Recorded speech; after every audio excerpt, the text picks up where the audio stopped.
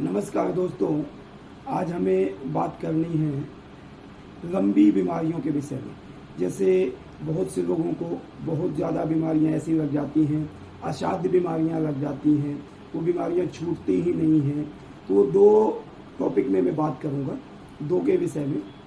यदि आपके जन्म कुंडली में ही एक गोचर की बात होती है, प्रेजेंट की, एक जन्म कुंडली, यदि जन्म कुंडली में आपके लगन भाव का साथ, लग्नेश का साथ छठे भाव से है, आपस में स्थान संबंध बन रहे हैं, तो आपको बीमारियां लगेंगी, मगर उतनी ज़्यादा नहीं लगेंगी कि आप असाध्य बीमारियां लग जाएं या बहुत बचपन से ही आप बीमार हो जाए।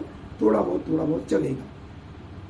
मगर उसमें यदि लग्नेश, षष्ठेश, अष्टमेश, द्वादशेश, यानी लगन भाव प्रथम भाव का स्वामी, छठे भाव का स्वामी, अष्टम भाव का स्वामी और द्वादश भाव का स्वामी, इन भावों का आपस में कोई दृष्टि संबंध है, स्थान संबंध है, या उसके बाद कोई नक्षत्र संबंध है, तो आपको यह स्वाभाविक है कि ये असाध्य बीमारी आपको लगेगी जीवन में। और जब लगेगी तो वो छोड़ेगी नहीं आपको, ये स्वाभाविक परेशानी। क्योंकि द्वादश भाव का स्वामी, जो द्वादश भाव से हमारा हॉस्पिटल से संबंध रखते हैं, छठे भाव से हमारी रोग का संबंध है, आठवें भाव से हमारे असाध्य बीमारी का संबंध है, ये हमारा संबंध। और लग्न भाव जो हमारा हो गया, वो हो गया हमारा शरीर, तो शरीर में ही बीमारियां आएंगी इस कारण से।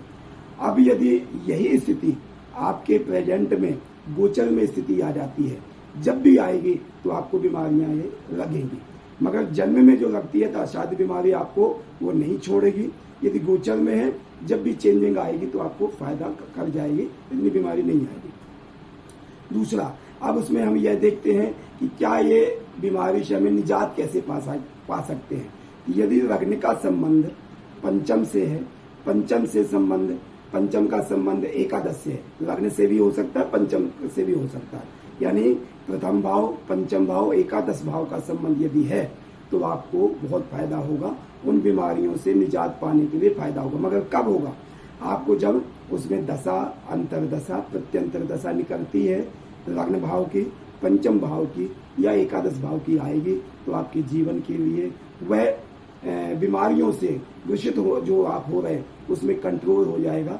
आप उतने बीमारी नहीं होगे, उतने हॉस्पिटल के चक्कर नहीं लगेंगे, उतनी आपको परेशानी नहीं होगी। इस कारण से आपने यह देखना है बीमारी से निजात पाने के लिए हमें कब फायदा होगा, बीमारी से हमें डॉक्टरों से कब हमें दूर रहना पड़ेगा। तो लगन भाव, पंचम भाव, एकादश भाव की दशा, अंतरदशा, प्रत्यंतर दशा, सूक्ष्म दशा जब भी आएगी आपको फायदा होगा।